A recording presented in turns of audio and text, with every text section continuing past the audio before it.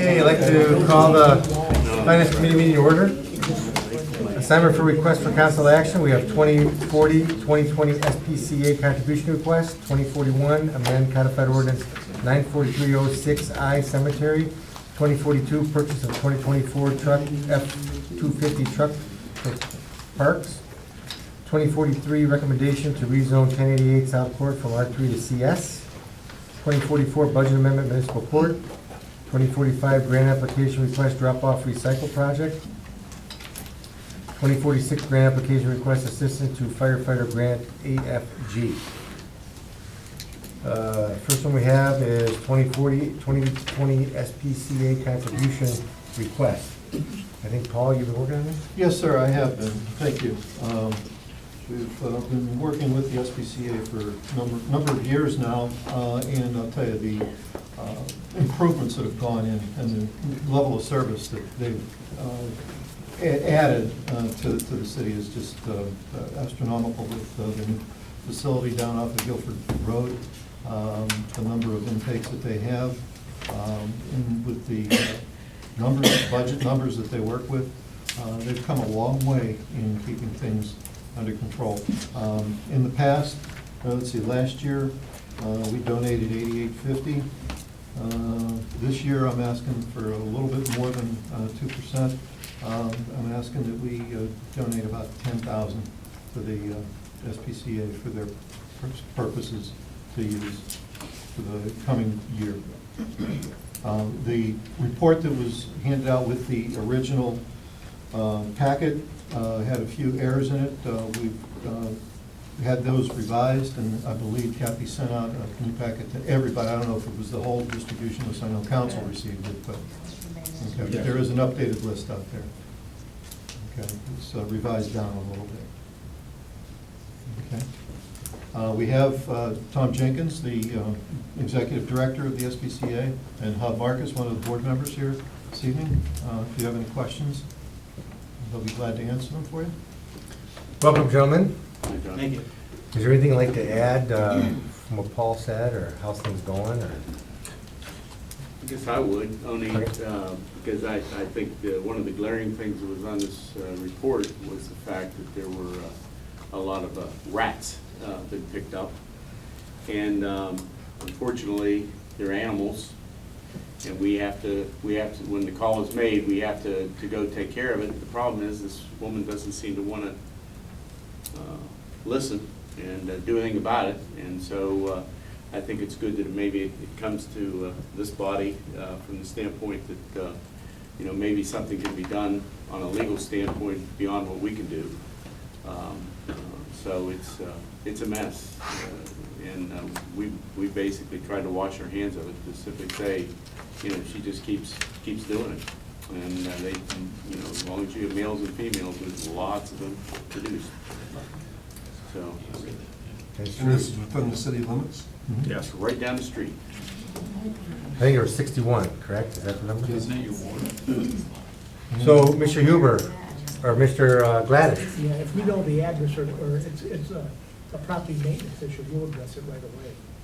Yeah, I understand from a meeting we had today that they have called in social services to make sure if there's any violations as far as children are concerned in an unclean situation. So, and I don't know what necessarily the outcome of that is, but I think that our people have made known, that this is a problem. So, yeah, there is an address, and I believe it's on the report that we sent. So you would have, it's West Liberty. So. Yeah, we would take immediate action on that. Okay. At the building department for code enforcement. So, Mr. Gladys, you're going to check that out, because I guess if it keeps continuing, there's a health issue. Yeah. Now, Paul, you came up with 10, how'd you come up with that number? Because if you do like about 5% or so, it's like 9250. How'd you come up with? I was, with the amount of work that they're doing and the trajectory that we've used in the past prior to this, maybe make up some of the money that we haven't given to them in the past. That's all. I was just looking at trying to get them a little closer to where we were working with them in before.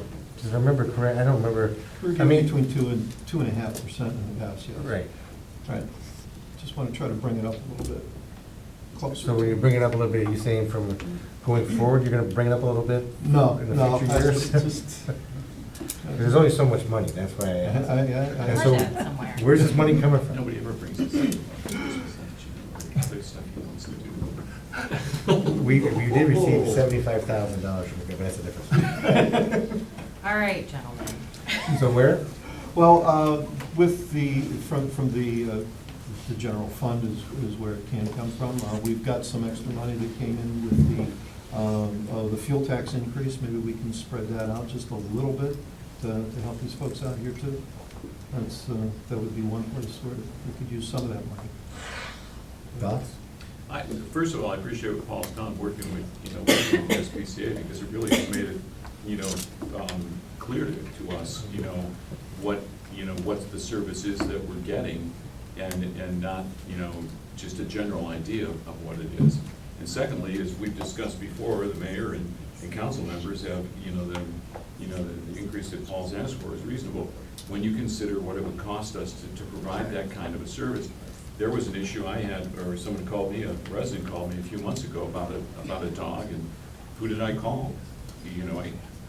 I called the SPCA about the dog, and it was like 2 or 3 phone calls back and forth, and they took care of it. They provide an awesome service that would cost us, considerably more if we had to do it ourselves. So to me, that's, you're right, making up for where we weren't really funding in the past, a little bit at a time. We can afford to do that because we're getting a premium service, from the SPCA. It's my sense. Yeah. I am in total agreement. I'm good with There's nothing else. to And I think say. we were just talking, the social services, is that what it's called, social services levy? Job and family. Job and Family Services, so there's a levy passed, so the money we're giving to the office over at Dawes, we could probably take it from there, and then we could use some of that money for. Right. We'll take the money from the old. We're gonna take the Well, money. they have a levy that Mouths. passed. The levy's gonna replace it. Yeah, so let's take it from them, good idea. I'm totally in favor of it, and other than Mr. Jenkins, I still, it's a service that if we had to provide ourselves, like Bill said, it costs us a lot more than $10,000 a year, so, thank you again for everything that you do. Thank you. Thank you for your work. All right, so it sounds like that's the plan. I will make a motion that we donate 10,000 to SPCA for 2020. Second. Any further discussion or comments? All in favor? Aye. All opposed? Motion carries. Thank All right, you. thank you, Thank you gentlemen. much. Very much. Okay. 2041, amend codified ordinance 94306I for the cemetery. Jansen. Yeah, thank you. This request comes from concern that our cemetery section brought up to me and to the cemetery commission quite a while ago. And we reviewed it, and what the long and short of what this request is to limit the tablet height on a tombstone at Spring Grove. Right now, we don't have anything that regulates the height of the tablet. The only thing we have in our ordinance is to regulate the size of the base. The minimum dimensions of the base that can be placed on a lot is 6 inches in width up to 14 inches in width. And we ran into some issues in the past. Back in 1955, when Section 10 was developed, is when or when the last ordinance was passed pertaining to monument sizes, it pulled in Section 10. Section 10, if you drive by the cemetery, is right over by Weymouth Road, where all the stones are basically the same throughout. That was one of the first sections to get rid of the tall family markers, the obelisks, and those types of stones. As the cemetery has been developed over a long period of time, we have just kind of held to those standards set in that ordinance, but never did anything about the stone height. Well, in the last 15 years, we've had a handful of stones that have pushed that limit, where if you go out into the newer sections, it looks off because there's a monument that might be 5 feet tall. when all the other ones are 48 inches or less. So it poses a problem in our newer sections because a lot of the people that have had stones there for a while, when a new taller stone goes in, it raises a lot of red flags and concerns to others that are in the lot. So we're looking to get that changed to keep the uniform look as well as improve the safety, because if you regulate the size of the base and you don't have the size of the tablet, you can get taller and taller stones that, if they're not pinned properly, over time could, fall and it could create a hazard. So we're requesting that we limit the tablet height to 48 inches, and that's the piece of stone that is above the base in the cemetery in newer sections moving forward. The Cemetery Commission reviewed this on February 4th and voted unanimously in favor of it. So we would request that this get approved to establish some consistency as we can inform the monument companies, and then that get passed on to their customers. When you say newer sections, so you mean the newer sections that you have not sold any plots out of yet? And the existing sections. So this So you already ordinance sold a would- plot out, how can you change the rules midstream? Because you have to apply for footer approval, and a lot of those people don't have footers. So we're not changing it for people that, when we sell lots, we sell them for upright markers or flush markers. That's the only way we differentiate in price. We don't say you can have, that. Most people don't request the rules and regulations and read through it and say, well, I thought, I bought this, and it getting changed after the fact. Kotechi Monuments, who does all the monument sale, most of the monument sales in our cemetery, tells their customers you can't have a stone taller than 48 inches. The ones that are exceeding this height are usually coming from companies that don't normally do business at our cemetery. No, I understand that, but I Yeah. guess the question is, if I were to buy a plot, and maybe I would have read the rules and it had no height limitation, and then all of a sudden you say, are you gonna give them an opportunity to buy it back from them with no penalty? If they say that? I mean, I guess, how do you do that? How do you change the rules after you already committed to it? If I may, Mr. President, we've done that. We've upgraded the policies, we've upgraded pricing midstream in all the years we've been here. But you've already bought your lot by then. No, I'm talking about when you buy the lot. And if you've purchased a lot, we've changed the rules before. I mean, with the blessing of the Cemetery Commission and the council. I guess having said that, in your scenario, we bring up someone who may have a question or an issue, we would buy the lot back as long as it didn't impede the surrounding area. I mean, we've done that before as well. I don't think there's gonna be many of them, but Yes, if there is. if you're talking to my wife, she has an idea of what she wants. Right. And she bought that lot, and you said you can't do that. And I can tell you that even with the old regulations, since I've been on the cemetery commission, the cemetery commission has, when a request comes in that differs from, I'm not talking about the height, but there's been some designs, like in the columbarium wall, where a family member wants a certain design on the placard. The cemetery commission has been pretty accommodating in most requests, but it does become an issue on the height. And again, Kotechi installs most of them, but the ones that come from outside the city that's coming in there, it's hard to we don't have a employee sitting there making sure that it's pinned right, so, because then it becomes a safety issue. We're fortunate because a lot of the older stones that are 5 feet tall, 10 feet tall, they were pretty well constructed back then, but we just, a uniform height of the base and the stone itself, I think is reasonable request. Bill? What kind of concerns do you get? You said you get concerns from people that are already buried there. What kind of Their concerns do you get? Well, I mean, do they? Well, I didn't mean to be funny, I mean, you get concerns from people who already have somebody there because somebody else put a bigger, They can't see it. And they can't see theirs? We've actually done a disinterment because of this. Yes. How many? One in the last year. And it was within a year, within 6 months of the stone going in. The family paid the money to get a new lot because they did not want the stone in front of their grave, That family apparently didn't read the rules, which that didn't specify a height? they came to us and wanted to know why there wasn't clarification on how tall your tablet could be. 'Cause the only And thing there we wouldn't had- have been, but there was no height regulation when they bought that plot, that you disinterred the person.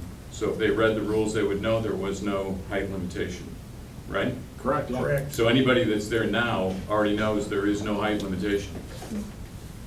They shouldn't, but. Wouldn't you want to, if you were installing taller markers and you talked about you have a set kind of base, but if they don't have the right base because nobody's watching it, wouldn't, that seems like that would be the responsibility of the cemetery if somebody had a bigger marker to make sure that you had a specification of the size of the base that matched the size of the marker so that it wouldn't fall over. Yes? Yeah. We're just trying to make it more uniform for the future. I guess, I just don't, I don't know, part of the, a lot of cemeteries aren't even, I mean, they're, you know, it's kind of where people get buried, so they kind of pick their, you know, if you want the flat one, you got the flat one, I guess, I don't know. The issue that, sorry, one of the issues that we have is the way it's written right now, it's entirely discretionary. Yeah, yeah. What we feel is appropriate and what we don't feel is appropriate. And as, speaking on behalf of our sexton, it puts him into some awkward situations because he knows what is okay in the field and what isn't okay in the field. And he has to try and steer the monument companies and the families to with what he feels is within reason. Because if it goes beyond that and we have these taller stones, it creates problems for him and other people in the surrounding area. So if we have uniformity, 48 inches on the height, you can go out there right now and measure 14-inch base, 48-inch monument. Most, probably 90% of the ones in the newer sections are much shorter than that. See, I don't, But to Bill's point, why do we have to have uniformity? Maybe a cemetery ought not to be uniform. I don't mean uniformity in stones, uniformity in the specifications. so, wait, let me understand, so it's 48 inches plus 14. The base is 14. So it's really 5 feet 2 inches from the grass. But I don't really have a problem with that concept. I have a problem with me purchasing it already, then you telling me I have to do that. Because you didn't have that rule. As long as we have a provision that says that we will purchase your lot back from you. Should you not like that? If you don't like that rule, because we're implementing it after the fact, because I don't like the fact that we sell you a plot and change the rules on you. I think that if you change the rules, you gotta give an out. That seems fair. Otherwise, you know, I think you're gonna have enough, you'll sell them all because everybody dies. So you're gonna sell them all the time. I'm glad I came tonight. It's the truth, I mean, it's true. So it's not like you're gonna have, Wants this life size. not, you know, at some point it's gonna be He full. wants this size. Exactly. So, I do have one question to Jensen. Jensen, you Yeah. made a comment that Kentucky has done the majority of the stones, and they've all been in up to 48 inches. But you have some people who don't regularly work with the, and they're the ones who are bringing in the taller ones. Is there some sort of notification process that you're going to use to make sure that anybody who provides a stone to a family, they're going to know what the rules are? Yeah, well, there's two answers to that. We have a list of all the vendors that we've worked with. That's the first part. The second is, in order to get a monument approved and installed in the cemetery, we have to look at it and sign off on it to make sure that it is within our parameters, that it's the size, you know, say they have two lots, two plots next to each other. You can change the width of your base and the size as long as you have two lots. If you're only on one lot, that size is restricted down to a certain number. We have an approval process where we work with those companies, sign off on it, tell them what the charge is going to be for the footer because we do the footer. So, yeah, we would have contact with them to be able to get them that information. Thank you. In the only other thing I'll say, this specification that we're trying to get past, Jansen says that 90% of the stones that are placed there are less than that height. I would, you probably know better, but I would have to guess, 5 feet's pretty tall. And if you go to. I'm 5'2", so if you'd like me to stand, I Stand can. Straight being a I just- cemetery This is marker. roughly how tall your marker may be. Yeah, and that's given a max, It's pretty big. it's over 90% of the people that I would think are not buying markers anymore that's that tall. But- No, I totally agree with that. I understand the rationale for doing it, but my only point was, if you've already purchased one, Right. under rules that says you can have a 20-foot marker, and then say, well, no, you can't anymore. I just want to give a remedy to that person and say, well, we'll buy it back. But that leads more problems, because do you buy it back at what they bought it for, or buy it back what you're selling? Buy it it for? back at what they What they purchased paid it for. for. That's right. That's in, Ordinance. yeah, that's in an ordinance. And the other thing is, the trend is changing in burial markers. We've had a request come in for a stainless steel monument, Right. which, I mean, you can essentially do that very tall on the base dimension that we have. So we want to have some control of that as it goes forward. I can appreciate, it's got to be more complicated than we think, that just a casual observer would think, that the entire operation of the cemetery and the work that the Cemetery Commission and the Friends of the Cemetery, and how lucky we are here to have, the biggest municipal cemetery in the county, and it is absolutely, so well maintained. I kind of don't agree, but I'll vote for it, because it does make a lot of sense. It would look weird to have everybody's marker kind of one height and have a giant one. Yeah, I appreciate you bringing all this to us, and because it's something who would ever think of it, right? Just as somebody that just sees the cemetery, you wouldn't think about regulating the height of them, other than you see them all look the same. That's probably the rule. Where they aren't, it was different rules. John, the administration will agree to your provision that we buy them back if they Well, I want mean, to that sell. only sounds Is this an fair. issue? I mean, I don't think you're gonna have many, No, I agree with you. but if you have somebody, I don't think you wanna Right. tag it. We've never done that, declined to But it's purchase, it's what they paid. with respect to the city. Yes, Yeah. that's what I was Yeah. going to say. All right, The no, I just wanted to ask the provision is question. what they paid, not the going rate. Exactly. Right, I wanted to ask that question. Is there a time limit on that policy then? They have to do it the next 5 years or so? Like, No, I they think do it it- would be we do it forever. years. No, Because they changed So it that- midterm, so it'd be. Yeah. Yeah. Yeah. I mean, And maybe people are- not think about it until it's the time to use Right. it, so, They yeah, would- we'll resolve it amicably. Move to approve. Second. Any other comments or questions on that? All in favor? Aye. All opposed? Motion carried. All right. All right, thank you. Good discussion. 2042, purchase of a 2020 Ford F-250 truck for the Parks Department. So, Jansen, you're up again? Thank you.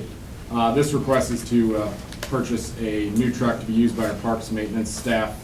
We talked about this in our 2020 budget cycle and identified a 2005 GMC that this vehicle was going to be replacing. We did add a service body to it to better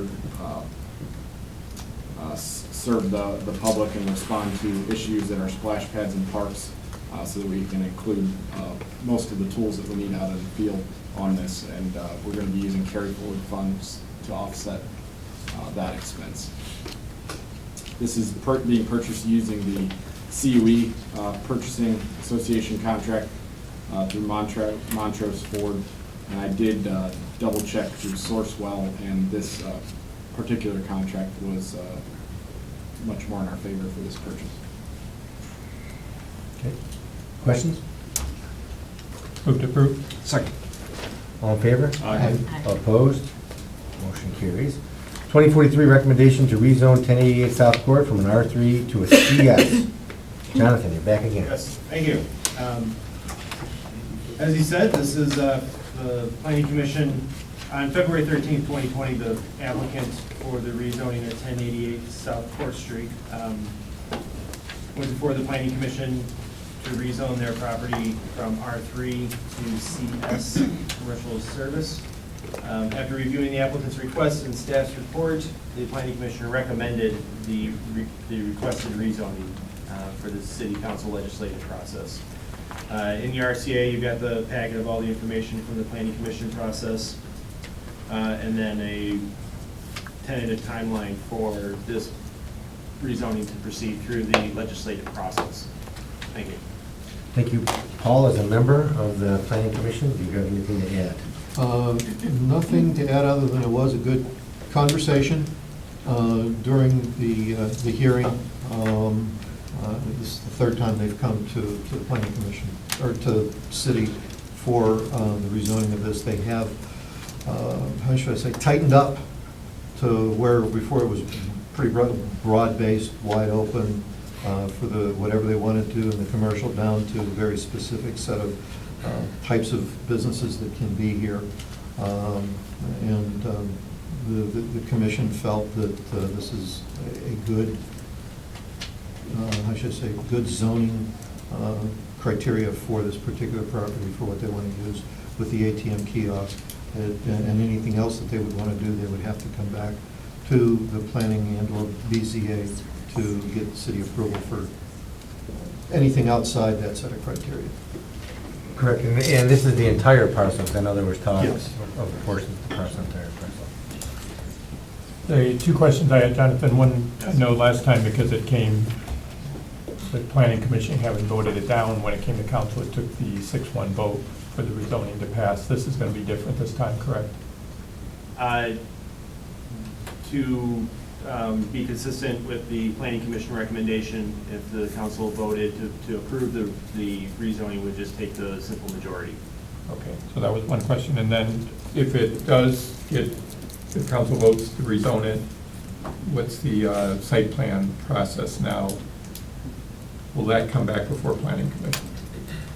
The land use that they were proposing, that they've been proposing the whole time, is a conditionally permitted use in the CS zoning district, so they'll have to go through conditional zoning certificate review with the planning commission, which should also be site plan review. And those two actions can be reviewed for a specific site plan at that time. And that would have to occur after the zoning amendment is, or the rezoning is effective. So, you know, if we've got ordinance review by city council on April 27th, like I have in the RCA as a general timeline, 30 days after that is when it's effective, then they can come back to the planning commission to start that actual review process for the site development plan.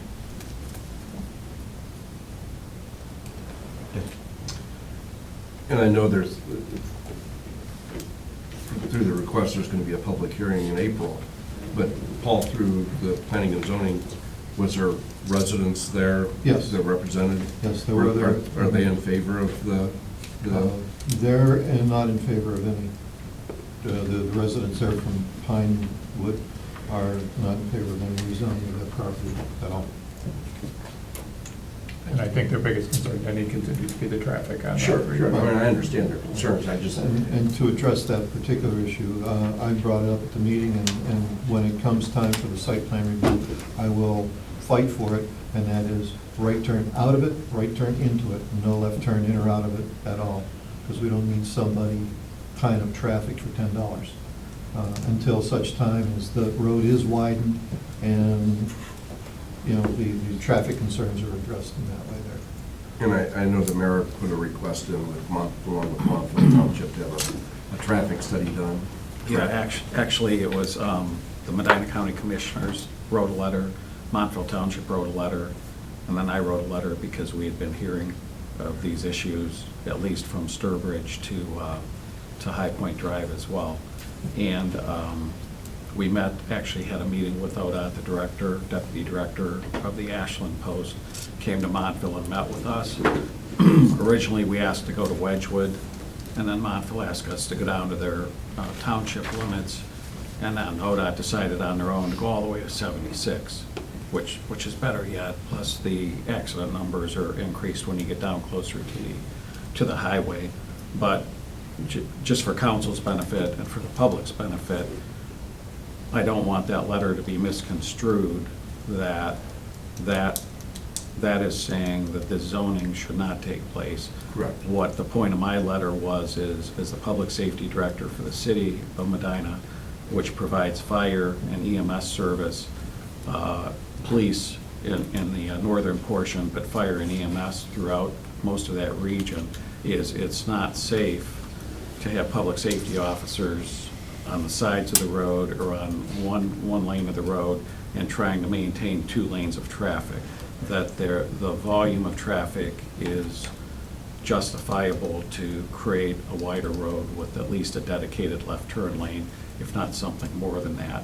And we also addressed, mine was more about public safety. Both the commissioners and Montville were more about the inhibition that some of ODOT regulations were causing for redevelopment along this corridor, even outside of the city, by saying people had to put in a dedicated left turn lane or right turn lane, and the cost of that versus the cost of the project that they were doing sometimes exceeded the franchise fees of the redevelopment, and the folks simply walked away from it. So it's a balance of all of those interests.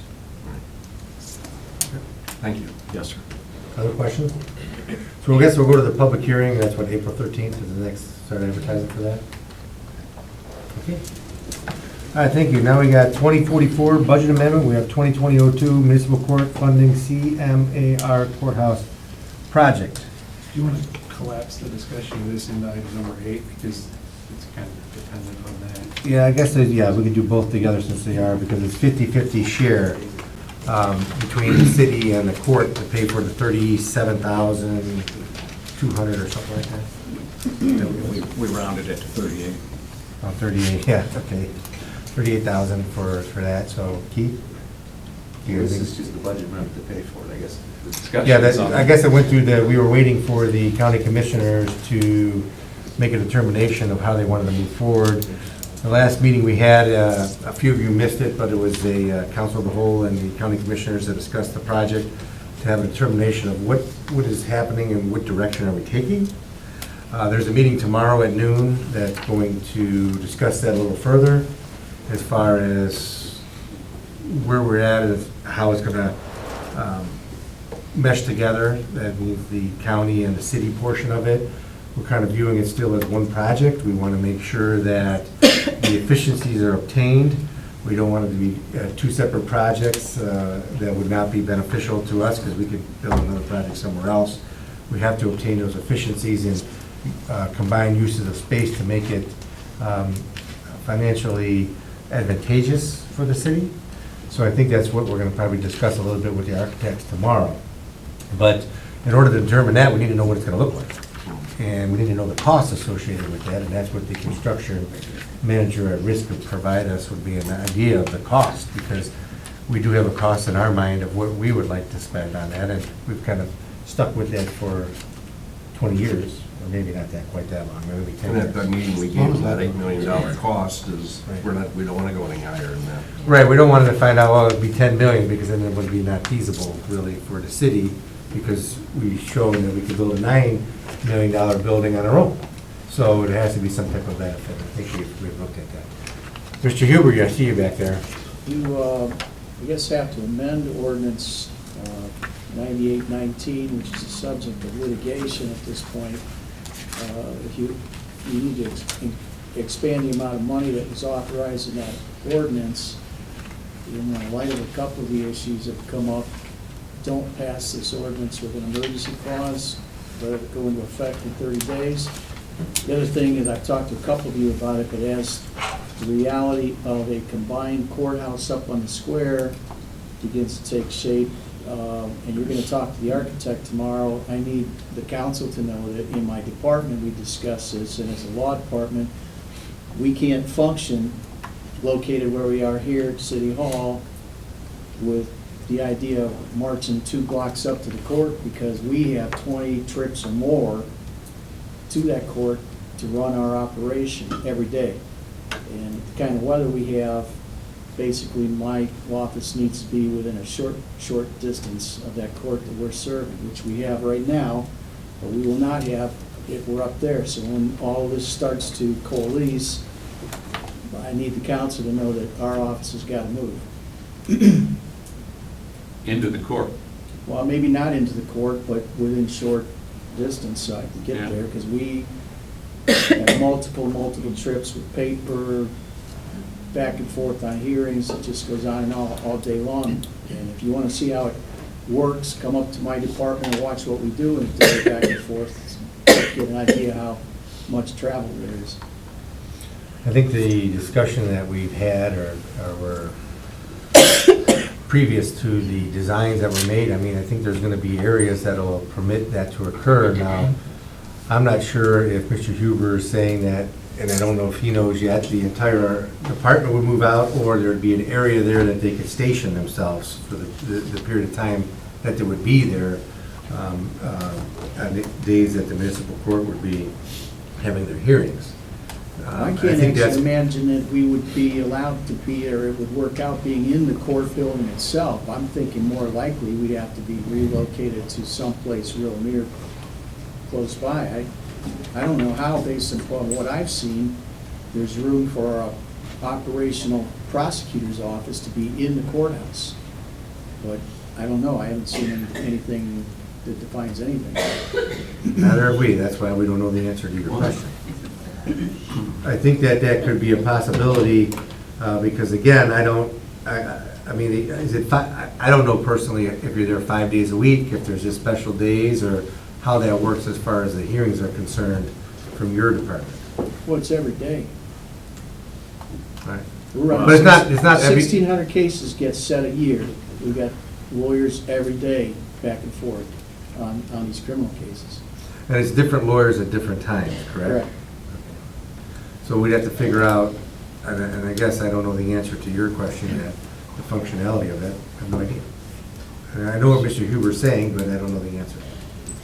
So Greg and I have talked about this a little bit, and they're still going to need an operation here, at least an office for him here, because the department heads and the council and the public also need access to him versus going through the common police court security to get to him. We talked about a workspace there with enough room for at least 2 prosecutors at a time, a separate office area for a clerk, and then possibly another part-time clerk or another clerk to be able to shuttle back and forth. Because if the one clerk leaves, you can't have nobody there when somebody comes in. What's more problematic, and maybe it'll get more streamlined over there, but I think a lot of it is the nature of the business, is, you get the schedule of today for tomorrow's hearings. So you think you're all set, you get all those files, well, then something comes in overnight, or something happens, and before you know it, in 45 minutes, we're gonna have a hearing on this, or 45 minutes, well, that file's not over there, it's back over here.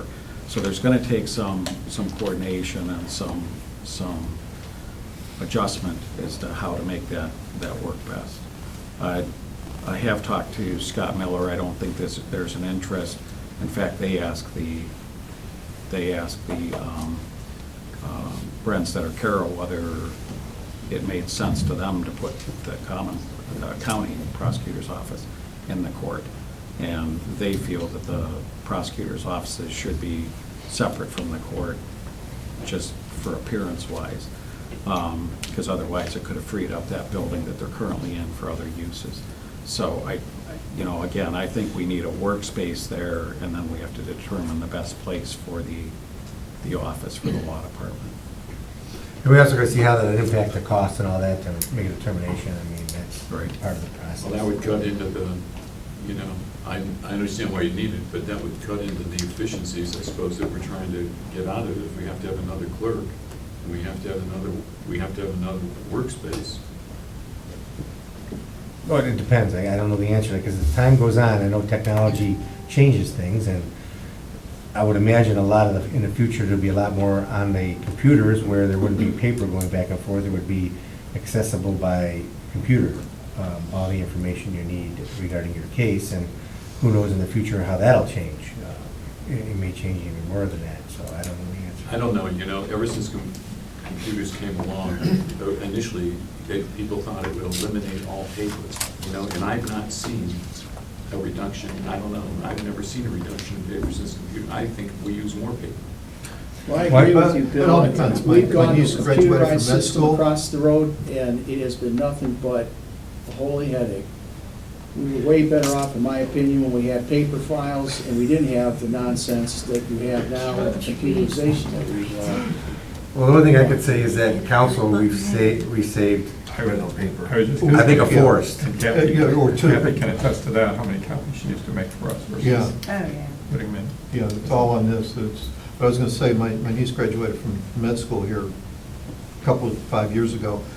Went to her library, not a single book in the med library. It was all on electronic. So maybe, hopefully, lawyers will get up to that speed and, you know, you won't need That that. works good for research. We do it on research that way too. But we're talking about a live courtroom situation where you have live people and you have to have documents and paper that they can look at, put in their hands, go back to a jury room. We're handling a lot of paper. And the attempt to put this in, to push the computer into this scenario has been difficult. And if you want to see how difficult, go up and talk to the women who are trying to deal with this in our office for the last year. It's not been very great. And I will contest, as far as being president of the law library, that you may think that all our books could just be on computer. However, there's at least 4 times in the last year, people have cited cases that the legal research people have decided it wasn't cost-effective to put on their computers, and therefore you had to go find the book. So in the legal world, things are not all on computer at this point in time. I understand that. I know that. Not all medical books are on the computer yet either. But eventually, it will evolve to that, where everything will be digitized sometime down the road. We may all be dead, but it'll be there. If they decide to put the 1950 cases online, yes. And the 1850 cases online, yes. Yes, Jeff. So I think we're all in agreement that we understand the issue, and we know that we need to come up with a solution, but for now, we don't have one. Correct? That's correct. So we are, So the question before us is that in order to move forward with getting answers to those questions, yes. we have to, one, approve the transfer from the, I think, Special Projects Fund of about $18,000 from, or is it $19,000? $19,000 from the Special Courts Project to us, and then we have to have $19,000 as far as us, because that was the deal with the judge Right. as far as to making the determinations if it was feasible to do the project, and that's kind of where we still are. We have to make a determination, and it's not to say that, you know, we hope it would be feasible, but if it's not, we still can always get out. Right. So that's still always a viable option, but hopefully we're moving into the direction that makes it more sensible to save people money. Because I think, I still in my heart believe that combining efforts is a savings to the public. And as me, part of the tax-paying public, I would like to see somebody save money. That's, makes sense. What I'd like to see is, we discussed this when the commissioners were here at the joint meeting. And you said that there is a meeting tomorrow. Correct. And what time is that meeting? Noon. Okay. While we're involved in this, I think it's a grave failure that we don't have meetings in the evening so the general public has access to those public meetings. I can't go to that meeting. If you're working, you can't go. And like you said about being a taxpayer and you want to save money, as a taxpayer and somebody that's going to benefit hopefully from the project, if you have the meetings at a time when people can't go, that's almost as good as just having them behind a closed door. And that's not right. And I think as a partnership that we've agreed to enter into, that we did all agree to at that meeting, I think that should be part of it, that the meetings have to be held when people can come. Not, if you hold them at noon, you are clearly excluding the majority of people that may well have an interest in what happens. We can request that. We do not control those meetings. We control them in a sense because we're participants. We are participants and we are contributors, but we are not the body. I mean, we can express our desire, and maybe, you know, we can get a few of them. I don't know if we'll get all of them, but I think we could probably get some. What do you think, Mayor? Do you think that we could probably get, once we get some more information, to have a meeting in the evening, at least for us, as a city, so we can understand, we could dictate that. Right. And we have no problem. John and I are both on the committee. It's an inconvenience for John as well, because if he can attend, he has to leave Akron, drive all the way over here, attend at noon with no lunch, and then drive back to Akron and then go back to his full-time job. I agree with you that it would give more opportunity for folks, but I also agree with John that we're kind of a small player in this big field. We have one judge and $8 million, and they have 30 to 32 million, whatever their building's gonna be, and 4 judges. So we can ask and request, but at the end of the day, if they choose not to, they can do their building with or without us. But we can, when we get an idea of what we're gonna do, I think you're correct. We should get the city, at least, well, our municipal court covers 3/4 of the county, but at least from our portion, we can come and open it up, and we can have a meeting in the evening and say, this is what we know so far, this is where we're at, this is how we're gonna be involved, what do you think? I disagree, though, because I'm not concerned about you and whether you can get back and forth to lunch. My concern is that the great majority of people that ought to have an eyes-on, ears-on participation, be able to come to the meeting and hear it. I think when we have the meeting with the commissioners, some of the feedback we got from folks that don't agree with this was positive, because we said, okay, you can talk, we'll hear from you, we're having a meeting in the evening. When you hold a meeting at a time intentionally when people can't come, that sends a message as well. You know, you're a public official, so, I mean, that doesn't count to us that you have a difficulty getting here because you're participating in a scheduled meeting that's misscheduled at a time when most people that you represent can't come. And I don't know that we're such a small player. I think we're an important player, and I think that if it was me and I was forming a partnership, there has to be some kind of a give and take, and we did ask for it. And when the last person that got elected county commissioner was running, I asked her specifically, would you consider holding commissioners' meetings in the evening? Because commissioners' meetings that you can't come to either. It is total disregard for public input. And if that's your agenda, you know, that's just wrong. And I think that we need to put some kind of, you know, we need to put more than just, hey, I'm gonna ask you to do it. We need to try to convince these people that they need to hold the meetings at a time when people can come and listen and hear and not get it second and third hand. I get it second hand because I can't go. I'd like to go. Points well taken. Thank you. I know. So we'll talk about that Well, when we. and the other thing, I mean, I totally respect what the mayor's saying and respect what you're saying.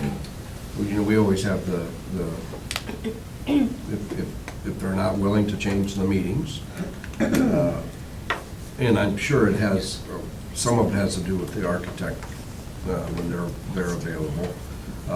Or maybe they just don't want to change the meetings. We don't, our only other option, which it'd be so disappointed if it happened, is saying, okay, we're out. I don't think that solves any problem. Well, no, it doesn't. That's what I'm saying. I think But that creates more issues.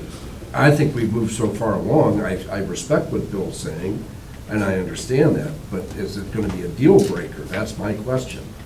Is it going to be a deal breaker if they say, well, we're not going to hold every meeting at 7 o'clock at night? We held one a couple weeks ago at 4:30, and people that was attending saying, that's too early. And I understand that. There are some people that may not have been able to, but that's when the commissioners were available. So we had the opportunity of having a meeting, productive, which I thought it was, a productive meeting with the commissioners at 4:30. We're not having one. No, I agree with you, and I think that the answer to the question is very obvious. We have to try to make it work. And we have to do everything possible. We can request of the commissioners to have the meetings even, and I think we should have them. Even if they can't, we should have our own. Right, and I think that's a valid. I think that's it, but to say that we're not gonna do the project because we can't meet at a certain time, I don't think it's feasible or logical to do that. I think the question is, we're trying to reach a bigger goal here, which is a better service to the community, a better service to the residents, and a better service to the legal community, because it's both. Because right now, there's two different legal buildings to go to. We want to try to make it more convenient for everybody involved to do that. I don't want it to be a deal breaker either. But, this is not, we're not deciding here, whether or not we're going to put up streetlights or what kind of streetlights are, this is a big project. Mhm. This is a very big project that has a huge impact on not just the city, but on people in the county. Mhm. And if you think about it, when you use the word deal breaker, if you want to have a partnership and you can't schedule a meeting 6 hours later than when you have it scheduled, who is it that's looking at creating a deal breaker? How hard is it to change the scheduled time of a meeting to an evening? We do it all the time. I think all our meetings, all of our elected meetings are in the evening. There's the deal breaker, wouldn't come from here. This is not a lot to ask. This is a big issue. This is a big project. I think that this has gone a little bit nuclear here as far as the deal breaking. I don't think there'll be deal breaking on either side due to just this issue. But I certainly think that tomorrow when you meet the mayor and you, I would assume that you would have no problem asking that they have some meetings in the evening. You can come back to us and let us know what they say about that. I definitely agree that the meetings are at times that aren't convenient for most people, and that should change. But even if that is the case and they say, no, these are the times we have it, I don't see any reason why we, as a council, or, you or the mayor could not just come back and report and have a public meeting and say this is what they said. And that's what John suggested. Yeah. I'm 100% So I totally agree I'm with just that. saying that, Yeah. and when I maybe misspoke when I said deal breaker, we don't have, again, we're talking about $8 million, they're talking about $32 million. Yes. And we want to partner with them. Absolutely. But if they come back and say, we really appreciate what you're trying to say, but we're still going to have our meetings at 9 o'clock in the morning or noon. Yeah. What our only other option is, A, what John, which I support 100%, Yeah. or B, saying, well, we really don't want to be involved with the project. To me, it's just a simple solution. It's not Right. something that requires so much discussion. If they say no, then we just have a city public meeting where we tell everyone about it. If they say yes, then great, we can alternate different dates. This meeting's gonna be at night, this one's gonna be during the day. I just don't think we can be afraid of having discussions. Have you attended? Oh, no. No, you just said drag out this discussion. A discussion is what we're supposed to do. Have you been to every single meeting? No. You have not. No. How many have they had? Well, since I've been involved, there was, I want to say 5, maybe 4. It Probably wasn't more. that many. I've been to 3 of They them. were scheduled monthly Yeah, for the last 2.5 years. but I got involved I know, there. late. But you're correct, and I And think some we're of them going to got try to, canceled. we'll try to engage them that way and try to, because I think they want, as soon as the design starts happening, where I don't even think they're there yet as far as the externals, because I think they would welcome more public input, and I think we would force that as far as that look is concerned. Because we have a vested interest, right, since it's in our community, so we have a vested interest. So, no, we understand what you're saying, and I think you're right. I think that more public input is always better. Now, there may be disagreements amongst the public, as there always are, but you have to listen to them. And you have to listen and give your input, because from input gives different ideas. Right, and we've always been very good Yeah, at that. yeah. Because we don't know everything. Can the public say Yeah. anything? Yes, yeah, we're almost there. So- Wait, let me ask one more question first. Okay. Does anybody else have any comments on that here? Okay, Kathy, you're up. So I think where you're saying you're a bit player, the city's a bit player in this, no, they need you. They need your funds, they need you for the, well, okay, they don't, but they want it. It will help them a lot, and they should want to work with you. No, I agree with you. And there's no reason they can't have a public meeting in the evening. I mean, we've asked that before. Right. And I think if they want to work together with you. I think they will. I think this was- that they should agree I think to that was it. I one think big it step shouldn't that be we a had problem. here with the commissioners coming here. I think that was one step closer to that, what you're talking about. And I think this is something where you have to remember, these are unique projects we're talking about here. This doesn't happen everywhere. They mentioned, and I didn't know, there's only one other community in the state has ever done this. So this is new thinking. It's more of a collaborative effort that we're trying to do more of. And, I think, time allows that to occur and people allow All that the to more occur. reason to have it in the evening when No, more people can we agree. work together. Yes. Yes, ma'am? Just that there's a lot of interest in the community, not just residents of the city of Medina. And they don't, I mean, what are they saying by having it at noon, repeatedly at noon? They don't want to hear us.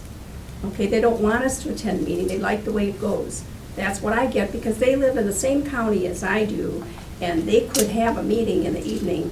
There's like no, like I can't fit it on my schedule, you know. They live here, we live here.